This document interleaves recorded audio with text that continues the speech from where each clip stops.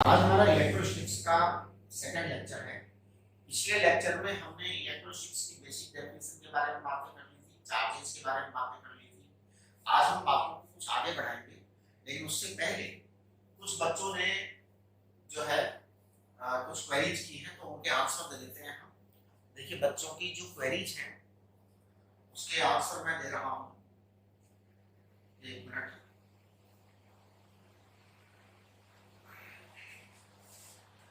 ये एक बच्चे ने पूछा है कि एनसीईआरटी में कुछ लिखा हुआ है, it is not possible to create और destroy net charge carried by an isolated system although the charge carrying particles may be created और डिस्ट्रॉयड इन द प्रोसेस। बिल्कुल सही बात है।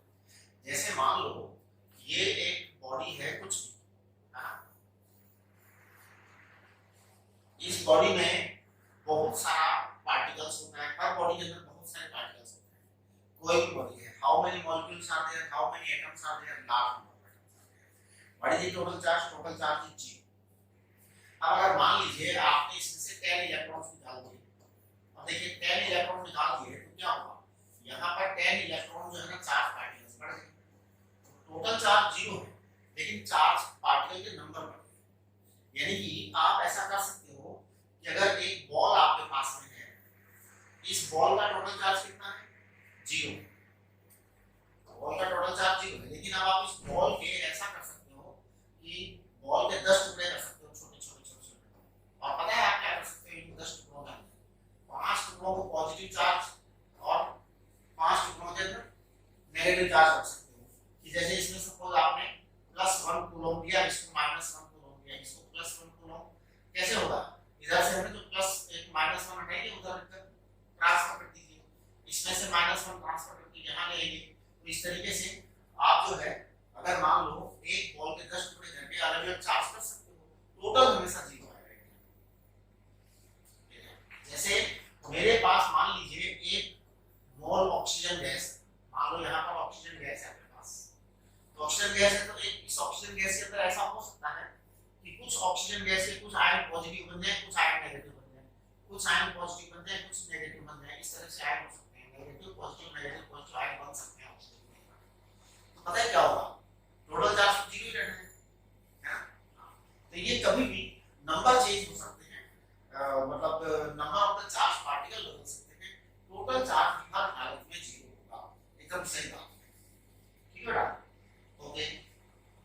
Quantization of charge is neglected at macroscopic level. Actually में देखो, quantization में क्या है, इलेक्ट्रॉन का जो चार्ज है 1.6 × 10⁻⁹ coulomb, it is very small charge, it is very small charge. जब हम इन जनरल मैक्रोस्कोपिकल लेवल में डिस्कस करते हैं तो हम बात करते हैं चार्ज की कूलम में या माइक्रो कूलम में, दैट इज बिग, है ना? 1 कूलम बहुत बड़ा चार्ज होता है ना? देखिए 1 कूलम में कितने इलेक्ट्रॉन होते हैं? मैं बताता हूं, 1 कूलम में इलेक्ट्रॉन जो होते हैं वो 1/1.6 × 10⁻⁹ कूलम, यानी कि 6.25 × 10⁻18 इलेक्ट्रॉन्स होते हैं। उसमें कितना लंबा, कितने सारे इलेक्ट्रॉन्स होते हैं। इसलिए जो है हम मैक्रोस्कोपिक डिस्कशन के अंदर जो है उसको क्वांटाइजेशन को भूल जाते हैं, क्वांटाइजेशन को नेग्लेक्ट कर देते हैं। ठीक है, हमेशा ऐसा ही होता है जीवन के अंदर कि बड़ी चीज के कंपैरिजन में छोटी चीज को नेग्लेक्ट कर दिया जाता है। जैसे आपको मान लो किसी से 1 लाख रुपए लेने हैं, अब उसके पास 1 लाख रुपए में से 10 रुपए कम है, तो 10 रुपए कम है तो आप क्या करते हो? उसको नेग्लेक्ट कर देते हो। इसी तरह से देखिए, आपके दोनों क्वेश्चन आंसर हो गए। ये एक बच्चे ने पूछा था कि एनसीईआरटी में ऐसा लिखा हुआ है, राइट? तो जो है charge can neither be created nor be destroyed, correct? Total charge हर हालत में 0 होना है, इसमें कहीं कोई डाउट ही नहीं है, राइट? लेकिन अब इसके अंदर जो है ना, एक किसी भी सिस्टम में, दुनिया के किसी भी सिस्टम में आप कुछ पॉजिटिव और कुछ नेगेटिव बना सकते हो, है ना? लेकिन आप टोटल चार्ज 0 हमेशा। जैसे मान लो एक कांच की रॉड है, ग्लास रॉड है, अब ग्लास रॉड को आपने सिल्क के कपड़े से रगड़ा, तो ग्लास रॉड प्लस सिल्क आपने रगड़ा, इसको आपने रब किया, तो क्या होता है? आपका ग्लास रॉड पॉजिटिव आ जाता है और सिल्क क्या आ जाता है? नेगेटिव होता है। अब आपके ग्लास रॉड पर पॉजिटिव चार्ज पार्टिकल आ गए, यहाँ पर नेगेटिव चार्ज पार्टिकल आए, कितने नेगेटिव आए, कितने पॉजिटिव आए? दोनों इक्वल अमाउंट में है, टोटल हमेशा 0 होगा, लेकिन चार्ज पार्टिकल का नंबर बदल गया,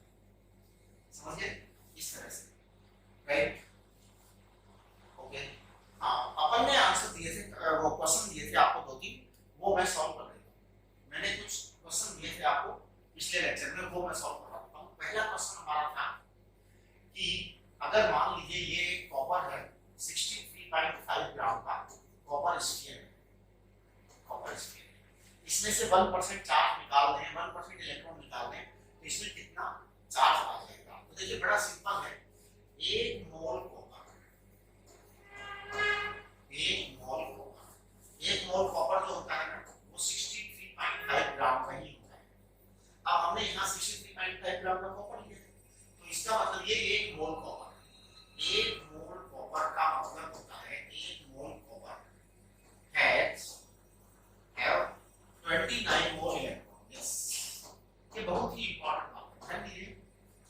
एक कॉपर एटम में 29 इलेक्ट्रॉन होते हैं।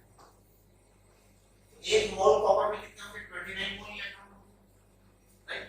अब 29 मोल इलेक्ट्रॉन में से आपने 1% निकाल दिया, तो total 1% of 29 mole it is equal to 29 divide by 100। 29 divide by 100 होगा 0.29 मोल इलेक्ट्रॉन्स आ जाएंगे। 0.29 मोल इलेक्ट्रॉन्स आ जाएंगे। देखिए 0.29 मोल इलेक्ट्रॉन्स, अब मोल का मतलब होता है कितना? 6.023 into 10⁻23 और इलेक्ट्रॉन का चार्ज होता है 1.6 into 10⁻⁻19 कूलम। आपको मैंने बताया था कि जो 1 मोल का चार्ज होता है उसे आप कह सकते हो 0.29 into 96500 कूलम, 1 फैराडे, 1 फैराडे, यानी कि ये आपका चार्ज आ गया 0.29 फैराडे। ध्यान दीजिए बच्चों, ये जो आपका जो क्वेश्चन मैंने पहला क्वेश्चन दिया था कि अगर 63.5 ग्राम का कॉपर का कोई बॉल है, अब कॉपर की जो बॉल है उसमें से हमने 1% निकाल दिया, इसका मतलब उस पर जो चार्ज आएगा वो 0.29 फैराडे चार्ज आएगा, राइट। चलिए अब आपके पास अगला सवाल था कि अगर हमने 180 ग्राम आइस क्यूब, अगला क्वेश्चन ये था 180 ग्राम आइस क्यूब, इसमें से अगर 180 ग्राम आइस क्यूब में से हम अगर 10% इलेक्ट्रॉन निकाल दें, 10% इलेक्ट्रॉन निकाल दें, तो इस पर कितना मास में डिफरेंस आएगा, चार्ज कितना आएगा और मास में डिफरेंस कितना आएगा, ये हमको कहा गया था। तो ध्यान दो, सबसे पहले तो मैं ये बता दूं आइस क्यूब यानी कि H2, 18 ग्राम H2 ये 1 मोल होता है। 118 ग्राम H2 is 1 mole, right. Okay, तो 180 ग्राम H2, 180 ग्राम H2 आ जाएगा 10 मोल, 10 मोल रहेगा। अब यहाँ पे क्या है कि 1H2O एटम, वो सुनो 1H2O molecule, 1 molecule of H2 has 10 electron, 1 molecule of H2 has 10 electron। H2O का एक मॉलिक्यूल में 10 इलेक्ट्रॉन मतलब 10 मोल कितने होंगे? 100 मोल। तो total number of electron available, total number of electron, total number of electron available in 180 gram H2O is 100 mole, 10 into 10 यानी 100 mole, 100 mole, 100 मोल electron है। अब इसमें से आपको 10% निकालना है, 100 मोल में से 10% निकालना है, तो 10% of these is what? 10% of these equal to 10 mole electron. अब ध्यान दीजिए आप, 10 मोल इलेक्ट्रॉन का चार्ज कितना होगा? Charge of 10 mole electron, charge आपका आ जाएगा 10 फैराडे, क्योंकि 1 मोल इलेक्ट्रॉन का चार्ज मैंने आपको बताया था 1 फैराडे, 1 मोल इलेक्ट्रॉन का चार्ज मैंने क्या बताया था? 1 फैराडे, राइट। याद रखना। लेकिन अब यहाँ एक सवाल पूछा जा रहा है डेल्टा एन चेंज इन मास। तो देखिए चेंज इन मास आएगा का total number of remove electron कितने हैं? 10 मोल इलेक्ट्रॉन, मोल माने 6.023 into 10⁻23 into ये आपके टोटल रिमूव इलेक्ट्रॉन है। इसको मैं मास से मल्टीप्लाई करूंगा तो 9.1 into 10⁻⁻ कितना है? किलोग्राम का मास में डिफरेंस आएगा, इट इज डेल्टा। तो आपका मास कितना होगा, इतना मास में चेंज आएगा, this will be this much mass will decrease। ये बड़ी ही इंपॉर्टेंट बात है, this much mass will decrease। भाई आपने किसी बॉडी में से कोई सामान निकाला है, आपने 10% इलेक्ट्रॉन निकाले हैं, तो मास तो डिक्रीज ही होना है ना। और अगर 10% देते तो फिर इंक्रीज हो जाता, दोगे तो मास इंक्रीज हो जाएगा, निकालोगे तो मास डिक्रीज हो जाएगा। इसका मतलब होता है कि positive charge particle, positive body जो है उसका मास हमेशा डिक्रीज होगा और नेगेटिव बॉडी का मास हमेशा इंक्रीज होगा। देखिए इस बात को समझने की कोशिश करिए। जैसे ये बॉडी है, इसका मास कुछ भी है, अब अगर मैं इसको पॉजिटिव करूं, मान लो मैं इसका कुछ पॉजिटिव चार्ज दे रहा हूं, something positive charge is given to the body.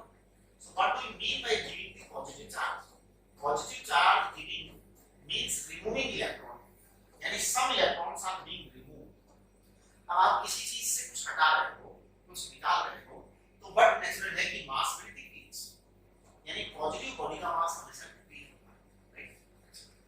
अगर आप किसी बॉडी को कोई इलेक्ट्रॉन दे दोगे, कुछ दे दोगे, तो क्या हो जाएगा, फिर आपका ये मास इंक्रीज होगा, नेगेटिव बॉडी का मास हमेशा पॉजिटिव बॉडी का मास डिक्रीज होगा और नेगेटिव बॉडी का मास इंक्रीज होगा। ये हमेशा राइट। चलिए एक हमारा तीसरा क्वेश्चन और था, वो पता है क्या था, वो ये था कि 63 ग्राम कॉपर था, 63 ग्राम कॉपर, इसमें से 8% इलेक्ट्रॉन निकालना था, 1% इलेक्ट्रॉन्स निकालना, और ये 1% इलेक्ट्रॉन्स निकाल करके एक 54 ग्राम का एक एल्यूमिनियम का स्फीयर था, उसको सप्लाई करना था, राइट। फिर ये बताना था कि एल्यूमिनियम वाला जो स्फीयर है 54 ग्राम वाला, उसमें कितने परसेंट इलेक्ट्रॉन बढ़ गए, ये तीसरा सवाल था, राइट। तो देखिए आपके इसके अंदर से एक इलेक्ट्रॉन निकला, 63 ग्राम कॉपर में कितने इलेक्ट्रॉन मौजूद थे, 63 ग्राम कॉपर के अंदर अभी थोड़ी देर पहले हमने बताया था 29 मोल इलेक्ट्रॉन मौजूद थे। अब इसमें से 1% इधर भेजना है, इसका मतलब हम भेजेंगे 0.29 मोल, क्योंकि 100 का भाग 1% है, 100 से डिवाइड कर दो, तो आपने 0.29 मोल इलेक्ट्रॉन इधर भेज दिया, ओके। अब देखिए 54 ग्राम एल्यूमिनियम, तो देखो बेटा 27 ग्राम कॉपर की बात बंद करो, अब हम एल्यूमिनियम की बात शुरू करेंगे। 27 ग्राम एल्यूमिनियम, इट इज 1 मोल, तो 54 ग्राम में कितने मोल हो गई थी, 54 ग्राम एल्यूमिनियम में 2 मोल आई थी, करेक्ट। अब आप ध्यान दीजिए कि एक एल्यूमिनियम एटम में 13 इलेक्ट्रॉन होते हैं, एक एल्यूमिनियम में 13 इलेक्ट्रॉन होते हैं, 2 मोल में कितने होंगे, 2 मोल में total number of electron and total electron कितने आ जाएंगे, 13 into 26 मोल इलेक्ट्रॉन आ जाएंगे, राइट। आपके पास में 0.29 मोल इलेक्ट्रॉन जो है वो आए हैं, 26 मोल पहले से मौजूद है। तो देखिए परसेंटेज इंक्रीज कितना होगा, परसेंटेज इंक्रीज ऑफ इलेक्ट्रॉन्स, तो मैं बता रहा हूं आपको 0.29 मोल आपके पास आएगा, 26 मोल आपके पास पहले से ही अवेलेबल था, इसको 100 से आप मल्टीप्लाई करेंगे, 100 से मल्टीप्लाई, जब आप इसको 100 से मल्टीप्लाई करेंगे तो ये आ जाएगा 29/26, 29/26 को जब कैलकुलेशन करेंगे तो आएगा 1.1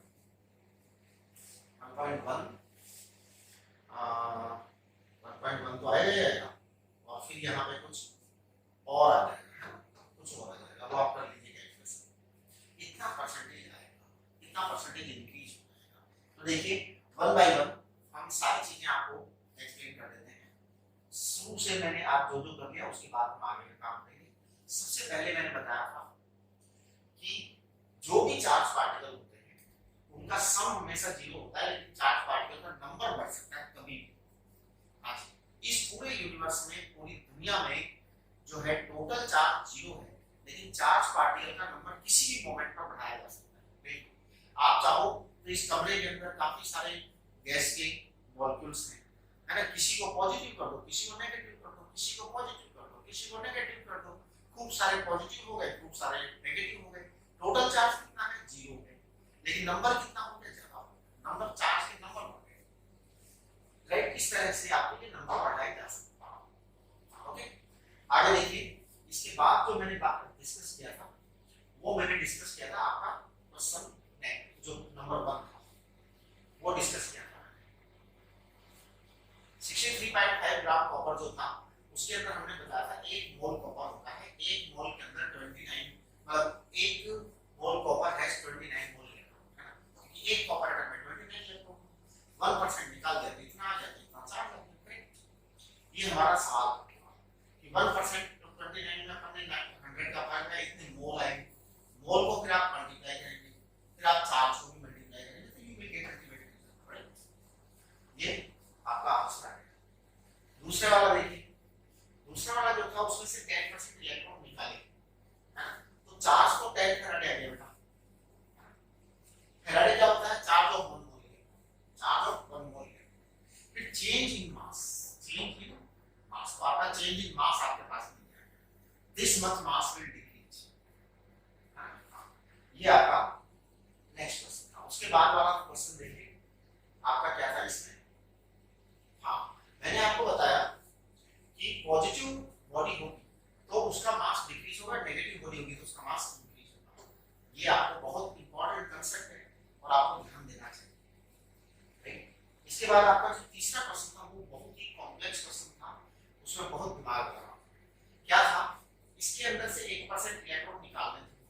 कॉपर जो होता है 63.5 ग्राम वाला, उसके अंदर 29 मोल इलेक्ट्रॉन होते हैं, क्योंकि 163.5 ग्राम कॉपर अभी मैंने बताया 1 मोल थोड़ी देर पहले, तो 29 मोल हो गए, इसमें से 1% निकाल दिया यानी 0.29 मोल आ गया। 0.29 मोल जो है इसको फिर हमने यहाँ पर ये किया आपका, है ना, तो an total electron 26 mole electron आ गए, परसेंटेज इंक्रीज ऑफ इलेक्ट्रॉन्स आपके पास में दिया है। तो इस तरीके से क्या करेंगे आप, 0.29 आपके पास में था, 26 का भाग कर दिया, 100 का डिवाइड कर दिया, आपके पास में आ जाएगा आंसर। बड़े मतलब जो है कॉन्सेप्चुअली और बड़े ही परफेक्ट क्वेश्चन थे, right.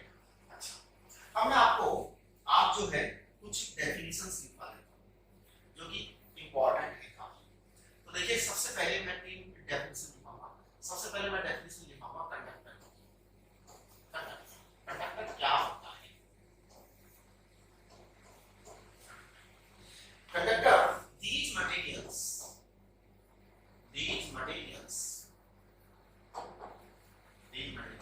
have large number of free electrons,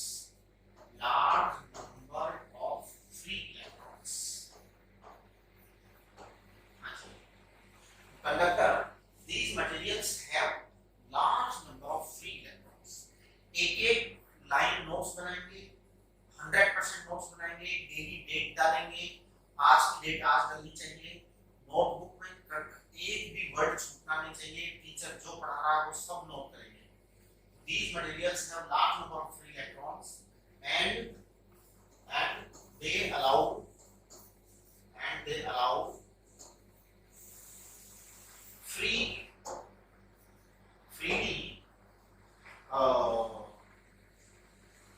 freely flow, freely pass to electricity, to electric current, pass to electric current, to easily allow flow of electric current, right? ये conductor हुआ। Insulator क्या होता है?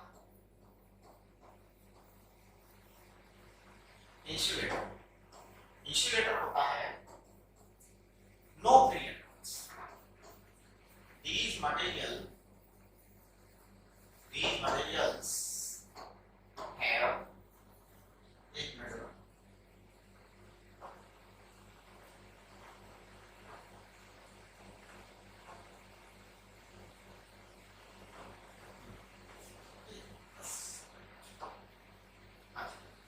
these materials have no free electrons, no free electrons, ये बड़ी important बात है।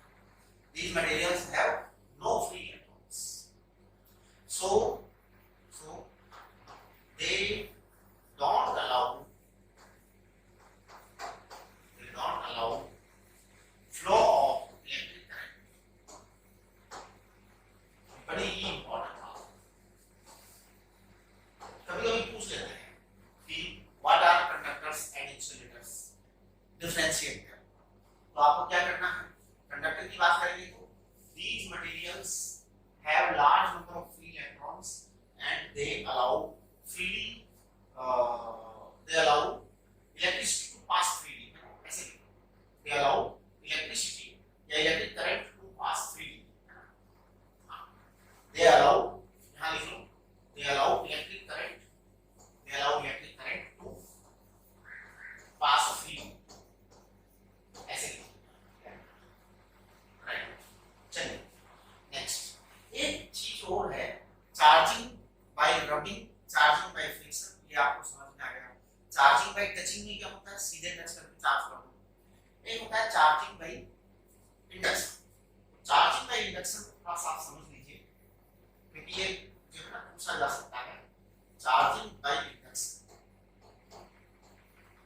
ध्यान दीजिए यहाँ पर ध्यान दीजिए आप। चार्जिंग बाय क्या बोलते हैं उसको, चार्जिंग बाय रबिंग, इसको समझने की जरूरत नहीं है। चार्जिंग बाय रबिंग के अंदर बड़ा सिंपल सा होता है कि जब ग्लास रॉड को सिल्क से रब करते हैं तो ग्लास रॉड पॉजिटिव हो जाती है, सिल्क नेगेटिव हो जाता है। जब प्लास्टिक रॉड को हम फर से रब करते हैं तो प्लास्टिक रॉड नेगेटिव हो जाती है, फर पॉजिटिव हो जाता है। ये आपका चार्जिंग बाय रबिंग है। चार्जिंग बाय टचिंग में कुछ नहीं है, सिंपल से पहले से चार्ज बॉडी होती है। आप मान लो पहले से पॉजिटिव चार्ज बॉडी है, दूसरी अनचार्ज बॉडी है। अब आप अगर इसको टच कर देते हैं इस बॉडी से तो क्या होगा, इसका आधा चार्ज जो है यहाँ रह जाएगा, आधा चार्ज वहां से रहेगा। अगर इक्वल साइज नहीं है, साइज के प्रोपोर्शन में डिवाइड होता रहता है। छोटी बॉडी में कम चार्ज रहेगा, बड़ी बॉडी में ज्यादा चार्ज रहेगा, है ना। तो जो चार्ज का डिवीजन होता है वो टच करके भी किया जा सकता है। अब चार्जिंग बाय इंडक्शन ये होता है दूर बैठे चार्ज करना, कि बॉडी को टच नहीं किया, दूर से चार्ज करते हैं। देखिए चार्जिंग बाय इंडक्शन, है ना। तो हम क्या करते हैं इसके अंदर, a charged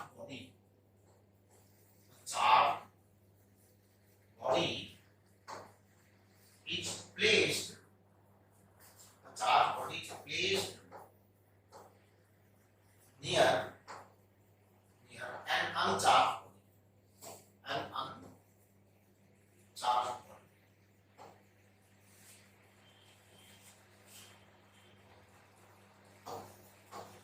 charged body is placed near an uncharged body, and then uncharged body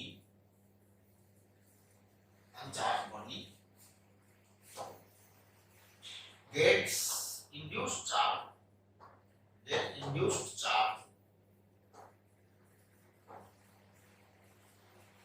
of opposite nature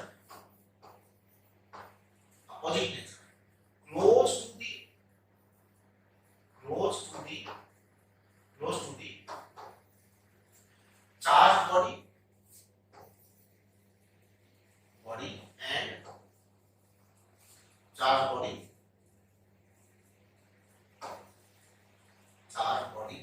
and the other side is having charge of same nature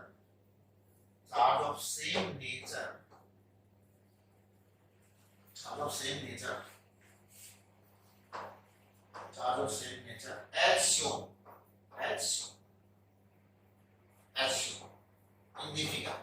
देखो मैं एक डायग्राम बनाने जा रहा हूँ अगले पेज पर, इन दी फिगर। मैं अगले पेज में डायग्राम बनाऊंगा, तो ध्यान दीजिए मैं क्या करने वाला हूँ कि जैसे मान लो ये आपकी सपोज पॉजिटिव बॉडी है, इसका ऑलरेडी पॉजिटिव चार्ज है।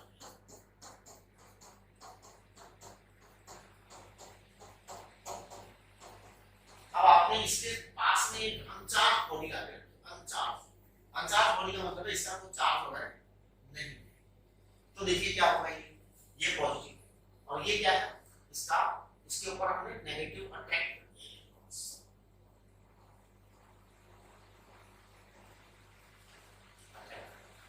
अट्रैक्ट कर दिया। अब यहाँ पे क्या होगा, जब ये नेगेटिव इलेक्ट्रॉन्स को अट्रैक्ट कर दिया तो इसका मतलब उधर इलेक्ट्रॉन्स की डेफिशिएंसी हो जाएगी इस साइड में, इस साइड पे यहाँ पे positive.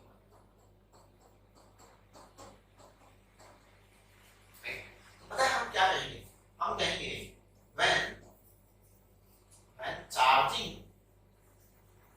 when charging is done by induction, when charging is done by induction, then we take the body of opposite charge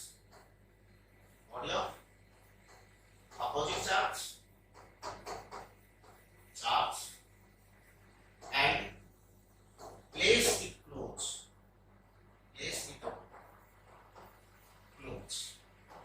then the other side of the induced body,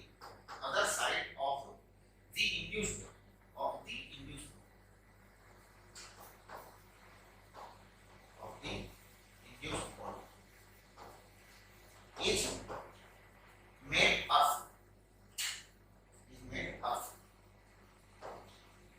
देखिए बेटा, ये जो है ना, जैसे अदर साइड ये वाली इसकी अर्थिंग कर देते हैं, अर्थिंग करते ही इस बॉडी का हाल ऐसा हो जाता है, कैसा हो जाता है, अर्थिंग करते ही नेगेटिव चार्ज इसके ऊपर बचा रह जाता है और पॉजिटिव चार्ज धरती माता में चला जाता है। As soon as it is being earned, positive charge or opposite charge goes to the earth. ये अर्थ है। फिर हम इसको काट देते हैं यहाँ से, then earthing is removed,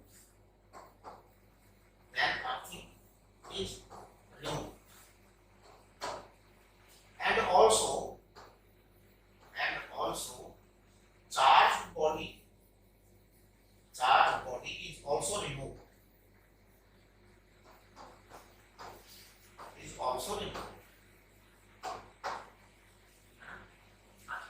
इसे आप स्टेप बाय स्टेप भी लिख सकते हैं, स्टेप बाय स्टेप लिखने में ज्यादा क्लियर लिख सकते हैं आप कि how charging by induction takes place, क्योंकि ये हमें डिटेल में भी पूछा जा सकता है, बड़ा क्वेश्चन भी आ सकता है ना, how charging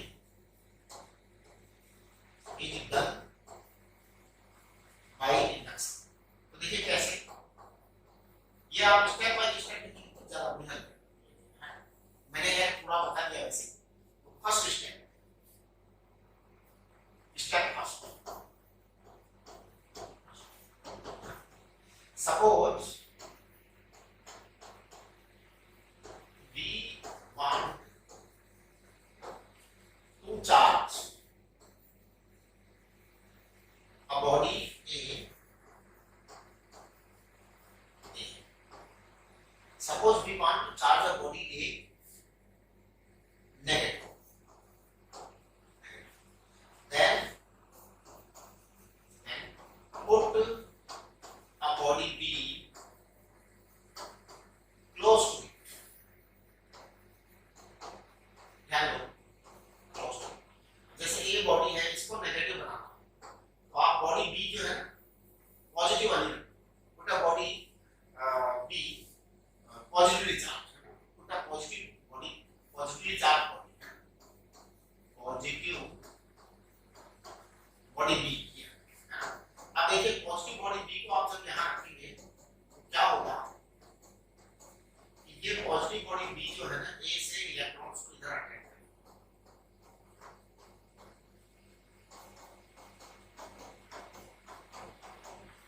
as a result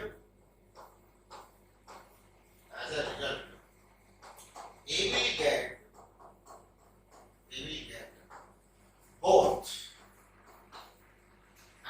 positive and negative,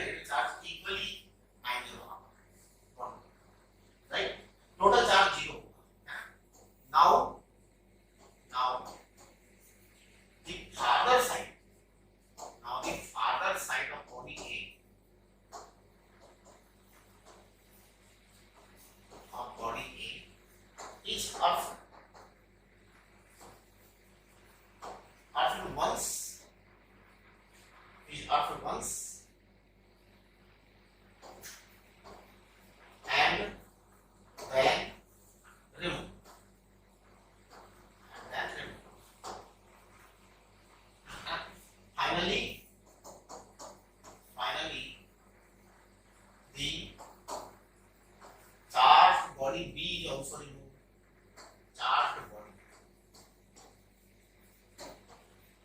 B is also removed.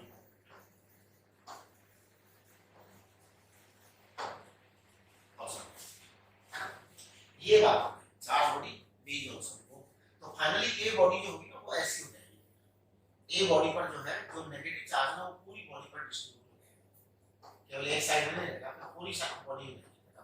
अब हमने क्या किया, अर्थिंग पे हटा दी और बॉडी बी को भी हटा दिया, सब कुछ हटा दिया, इस पर चार्ज आ गया, राइट। इस तरह से आप चार्ज कर सकते हैं, राइट। चलिए इसके बाद में आज हमारे पास एक बहुत इंपॉर्टेंट चीज है, वो है प्रॉपर्टीज ऑफ चार्ज।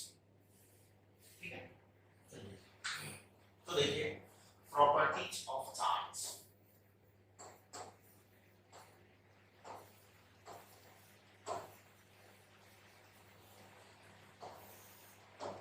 तो देखिए सबसे पहली प्रॉपर्टी है additivity.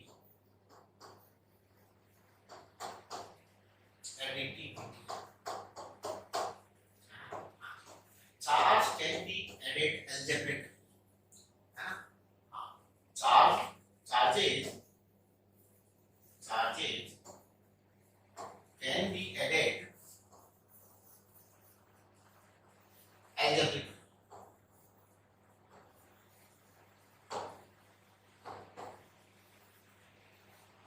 Charge can be added algebraically. अब आप ध्यान दीजिए,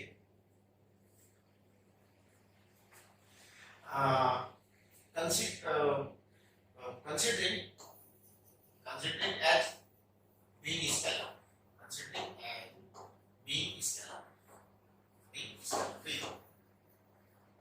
तो आप ध्यान दीजिए जैसे +3 माइक्रो +3 कूलम है, और अगर हम इसमें -2 कूलम जोड़े कितना बच जाएगा, +3 के अंदर आप -2 कूलम जोड़े तो ये आपका 1 कूलम बचेगा, राइट। इसी तरीके से अगर मान लीजिए आपने कोई +9e है और इसके अंदर आपने +9e के अंदर आपने -2e जोड़ दिया तो ये +7e हो जाएगा। मतलब सिंपल आपको एडिशन करना है, सिंपल एडिशन करना है, तो इसको एडिटिविटी प्रॉपर्टी कहते हैं, एडिटिविटी प्रॉपर्टी। दूसरा क्वांटाइजेशन,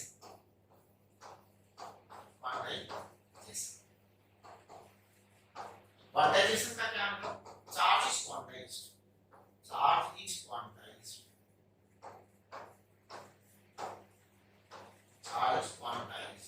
इसका मतलब charge is not a continuous property, charge is not a continuous property,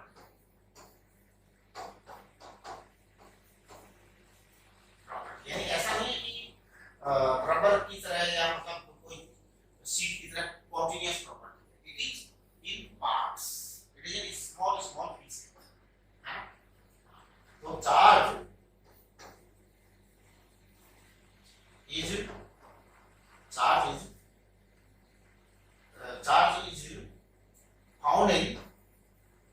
found और ट्रांसफर, चार्ज इज फाउंड और transfer in small pieces,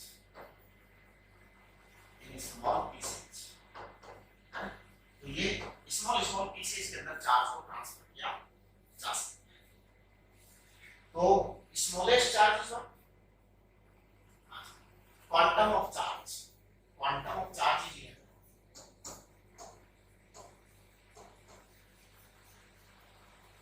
is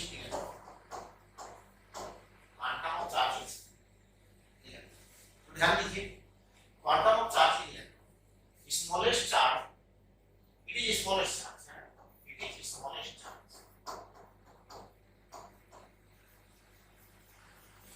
smallest charge,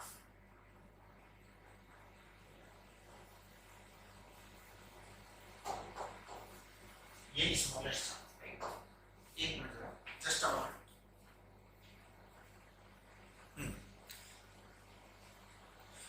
so it is the smallest charge.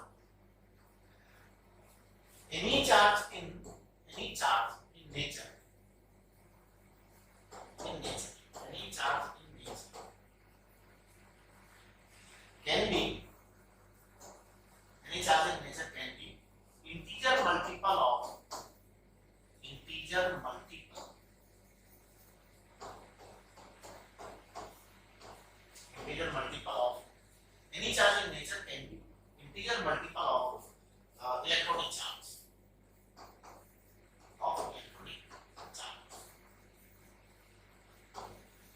यानी कि Q equal to N की संभव है, Q equal to N की possible है, N is integer, any fraction में possible नहीं है, तो fraction of electron is not possible,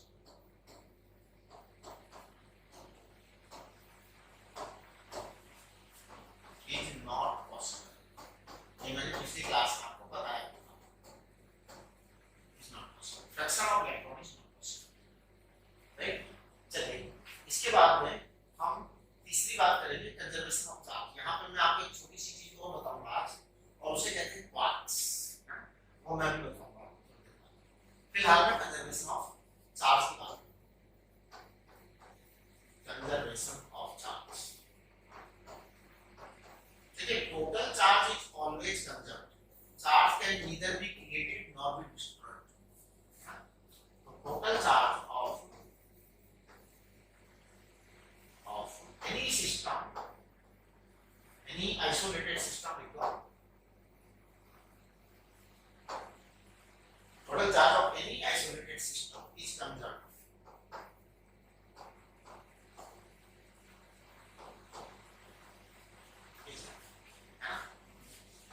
Charge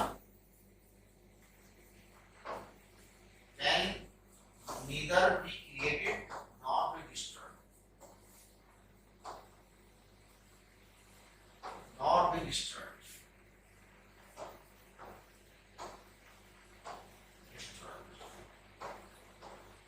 But number of charged particles, number of charged particles, जो अभी भी आज मैंने आपको समझाया, number of charged particles can be increased easily, increase or decrease easily, increase भी कर सकते हो, decrease भी कर सकते हो, लेकिन टोटल जीरो है, increase can be increased or decrease easily, ठीक है ना। ये देखिए आप कि उसको आराम से इंक्रीज और डिक्रीज किया जा सकता है, ठीक है। तो ये आपकी कंजर्वेशन ऑफ चार्ज की बात है। अब इसके बाद में मैं बात करूंगा कि next property, charge is always associated with mass, charge is always associated with mass, associated with mass, यानी कि अगर कहीं चार्ज है तो mass, without mass we can not have charge, charge is always with mass, without mass we can not have charge.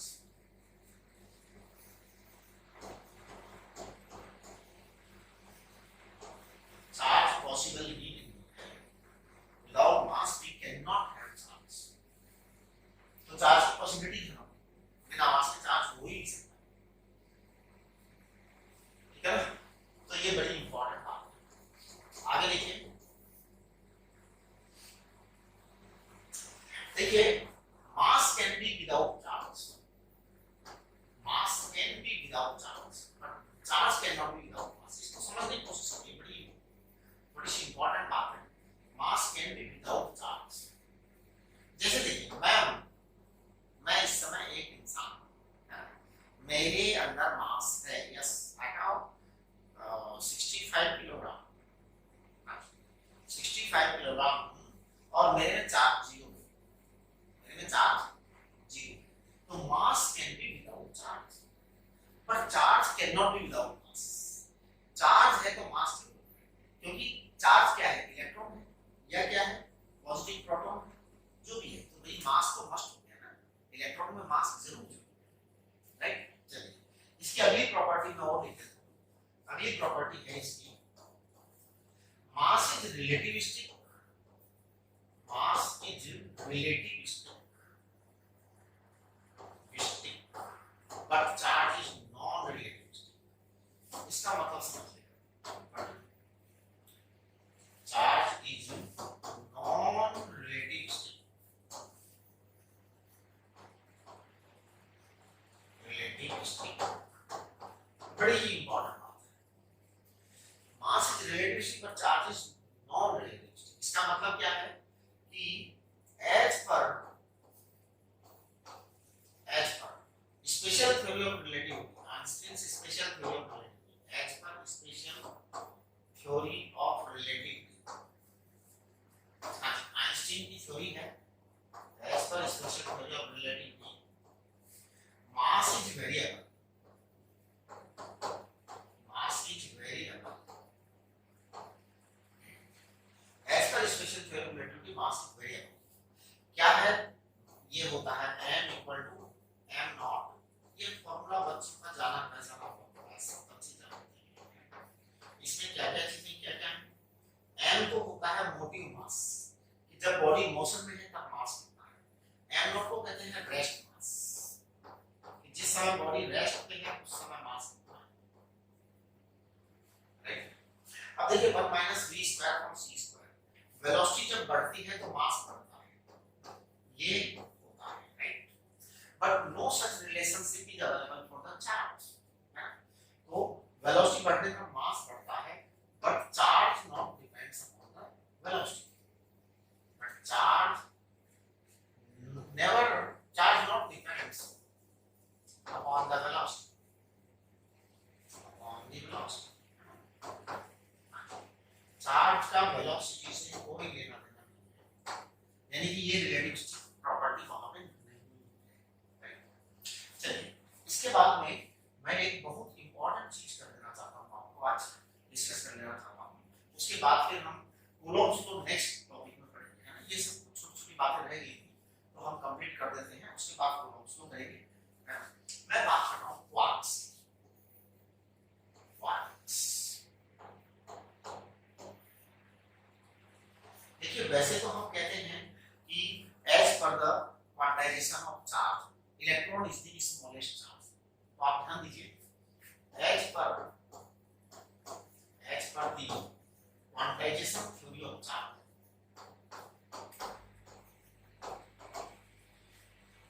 As per the quantization theory of charge,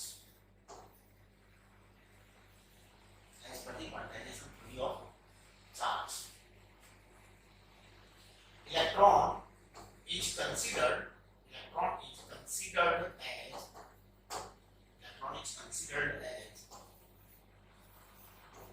smallest charge,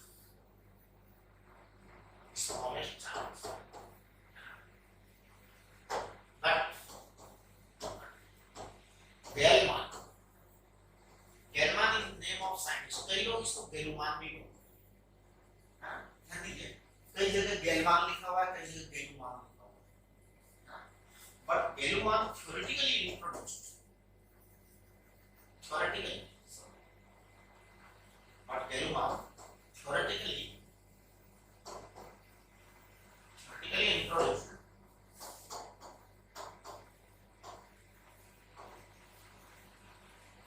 but Gell-Mann theoretically introduced few particles, बहुत सारे particles हैं वैसे, ये मैं अभी आपको केवल दो ही बताऊंगा, हाँ। Gell-Mann theoretically introduced few particles having charge smaller than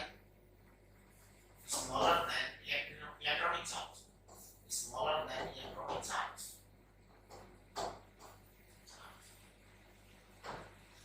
कुछ ऐसे पार्टिकल्स थे थ्योरेटिकल थे, प्रैक्टिकली नहीं। अब ध्यान दीजिए वो जो थ्योरेटिकल चार्जेस हैं उनकी बात कर रहा हूं मैं, तो मैं टू टाइप के क्वार्क्स की बात कर रहा हूं। वैसे ये बहुत सारे तरह के क्वार्क्स हैं, लेकिन आपके मतलब के केवल दो ही हैं, उनको मैं बात कर लेता हूं। देखिए two important quarks, two important quarks, दो इंपॉर्टेंट क्वार्क्स मैं आपको बता रहा हूं। पहला वाला क्वार्क होता है अपक्वार्क, इस अपक्वार्क को हम यू क्वार्क भी कहते हैं, अपक्वार्क को हम यू क्वार्क भी कहते हैं। इसका चार्ज होता है +2 e/3, +2 e/3,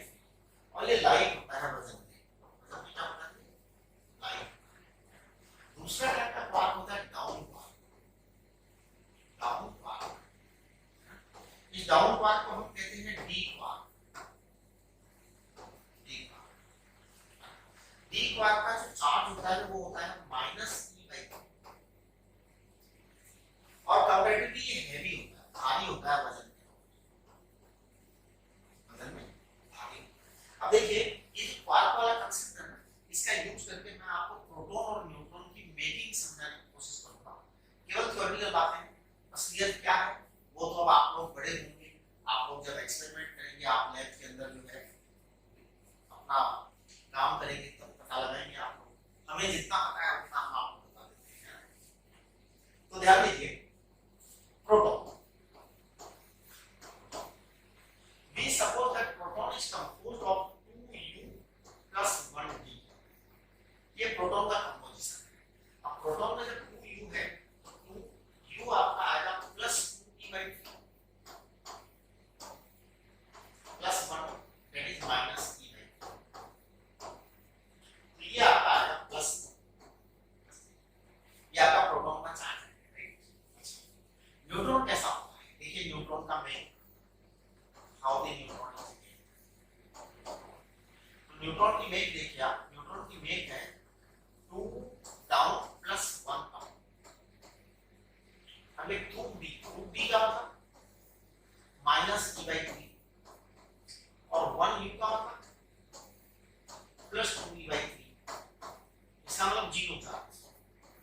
अब देखो मैंने अभी बात को थोड़ी देर पहले बताया था कि u जो है लाइट होता है और d हैवी होता है। तो प्रोटॉन में दो हल्के हैं, प्रोटॉन के अंदर दो हल्के वाले हैं और एक भारी वाला है। न्यूट्रॉन में दो भारी वाले हैं और एक हल्का वाला है। तो इट इज बट नेचुरल है कि न्यूट्रॉन को प्रोटॉन से ज्यादा वजन होना चाहिए। तो सच में न्यूट्रॉन का मास प्रोटॉन से थोड़ा सा ज्यादा होता है, लिटिल ज्यादा होता है, राइट। ये याद रखना। कल हम जो है नेक्स्ट लेक्चर में कूलॉम्स लॉ डिस्कस करेंगे। कूलॉम्स लॉ के ऊपर हम काफी सारी चीजें करेंगे और जो है आज आप लोग जो है एनसीईआरटी में से आप पेज नंबर 10 तक कंप्लीट करेंगे, पेज नंबर 10 तक कंप्लीट, राइट। कल हम कूलॉम्स लॉ करेंगे, उसके बाद फिर आपको हम डीपीपी में से सवाल वगैरह देंगे, राइट। अभी मैं छोटी सी दो चार चीजें क्लियर कर देना चाहता हूं about the syllabus and course. How our syllabus will run, हमारा सिलेबस रन कैसे करेगा। जैसे मैंने कहा कि 31 अक्टूबर तक हम 12th का कोर्स कंप्लीट करेंगे, तो कैसे रन करेगा वो मैं बताता हूं। देखिए अप्रैल में हम क्या क्या करने वाले हैं, अप्रैल में हम क्या क्या करने वाले हैं। एक मिनट इसको ऐसा करो, मैं चैप्टर वाइज बताऊं। ध्यान दीजिए, आपके जो सिलेबस है उसके बारे में बात करूंगा। सबसे पहले इलेक्ट्रोस्टैटिक्स की बात करते हैं। इलेक्ट्रोस्टैटिक्स, देखिए इलेक्ट्रोस्टैटिक्स के दो चैप्टर हैं यहाँ पे, चैप्टर 1 एंड 2। और आपको मैं बता दूं कि इलेक्ट्रोस्टैटिक्स वाले जो चैप्टर है इलेक्ट्रोस्टैटिक्स, चलो इलेक्ट्रोस्टैटिक्स लिख दिया मैंने, तो खास बात नहीं। इलेक्ट्रोस्टैटिक्स एक्चुअली इलेक्ट्रोस्टैटिक्स वाले ना दो चैप्टर हैं, चैप्टर 1 एंड चैप्टर 2 आपके एनसीईआरटी के अकॉर्डिंग। और जो है उसकी खास बात यह है कि ये दोनों चैप्टर आपकी सबसे बड़े चैप्टर हैं। तो biggest chapter of 12th class है ना, ये बिगेस्ट चैप्टर है, इनसे छोटे हैं बाकी सारे चैप्टर से छोटे हैं, बिगेस्ट। ये दोनों चैप्टर जो है ना ये आपके अप्रैल और मई में, अप्रैल एंड मई पूरा लगेगा, क्योंकि इन्हीं दोनों चैप्टर्स के अंदर सारी फिजिक्स का दम है। इन्हीं चैप्टर्स के अंदर जो है ढेर सारे न्यूमेरिकल है, इन्हीं चैप्टर में बहुत सारे कांसेप्ट हैं। अभी देखना जब कांसेप्ट आगे बढ़ेंगे ना तो आपको मजा आएगा। अप्रैल और मई 2 महीने इलेक्ट्रोस्टैटिक्स, उसके बाद आपका आता है करंट इलेक्ट्रिसिटी। करंट इलेक्ट्रिसिटी, ये करंट इलेक्ट्रिसिटी आपका चैप्टर नंबर 3 है। और फिर होता है magnetic effect of current, magnetic effect of current, ये आपका चैप्टर नंबर 4 है। ये दोनों चैप्टर हम कंप्लीट करेंगे जून में। इसके बाद में आपके आएगा magnetism and EMI and AC, magnetism and EMI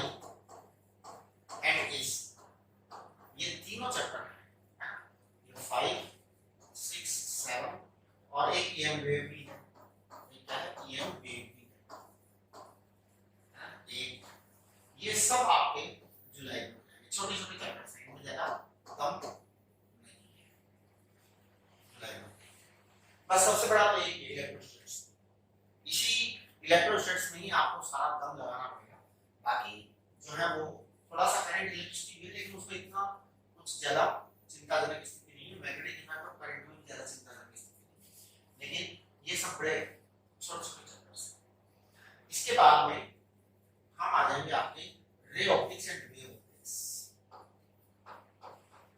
ray optics and wave optics, ray optics and wave optics जो है हम अगस्त में कंप्लीट करेंगे। फिर आ जाएगा हमारा मॉडर्न फिजिक्स। मॉडर्न फिजिक्स जो है आपका सितंबर में कंप्लीट होगा। उसके बाद हमारा आ जाएगा इलेक्ट्रॉनिक्स, इलेक्ट्रॉनिक्स एंड कम्युनिकेशन। ये दोनों जो है ये हमारे अक्टूबर में कंप्लीट होगा।